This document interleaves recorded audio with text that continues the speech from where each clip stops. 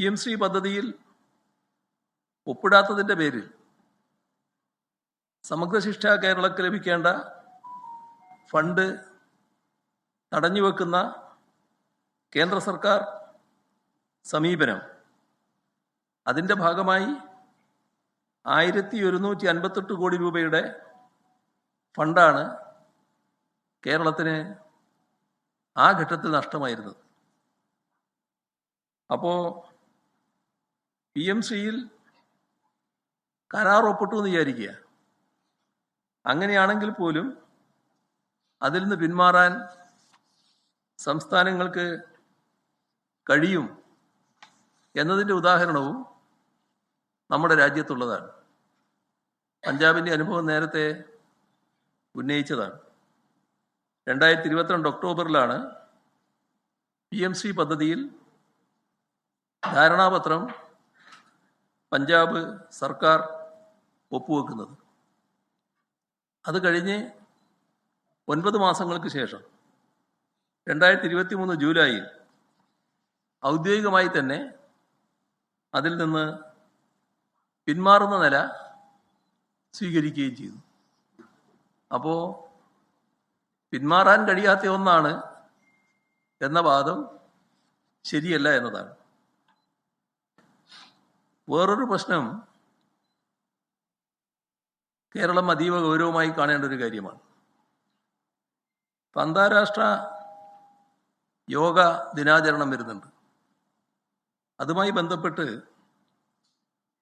Governor നേരിട്ട് സർക്കാർ വകുപ്പുകളുടെ യോഗം വിളിക്കുകയും നിർദ്ദേശങ്ങൾ നൽകുകയും ചെയ്യുന്ന നടപടി, ഇത് ഭരണഘടനാ കീഴ്വഴക്കങ്ങളുടെയും ജനാധിപത്യ മര്യാദകളുടെയും നഗ്നമായ ലംഘനമാണ്.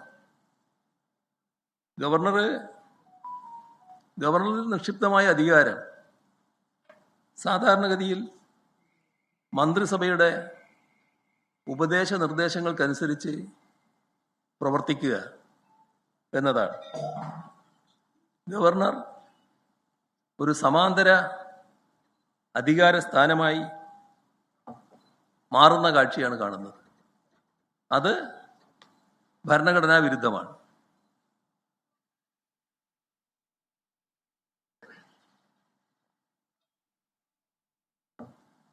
മാത്രമല്ല ഫെഡറൽ അധികാരങ്ങളുടെ ലംഘനവുമാണ്.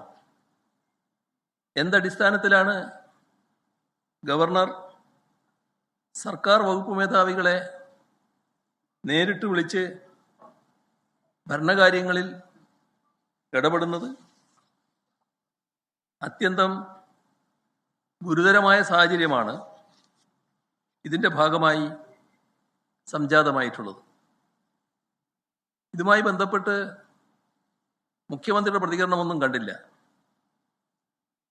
നമ്മുടെ സർക്കാർ, പുതുതായി അധികാരത്തിൽ വന്ന സർക്കാർ, അതിനുശേഷം സംഘപരിവാർ വിധേയത്വം വല്ലാതെ കാണിക്കുന്നു എന്ന പൊതു ആക്ഷേപം നാട്ടിൽ വലിയ തോതിൽ ഉയർന്നു വന്നിട്ടുണ്ട്. കിട്ടിയ അവസരം ശരിയായ രീതിയിൽ ഉപയോഗിക്കാനാണ് ഗവർണറും തയ്യാറാകുന്നത് എന്നാണ് തോന്നുന്നത്.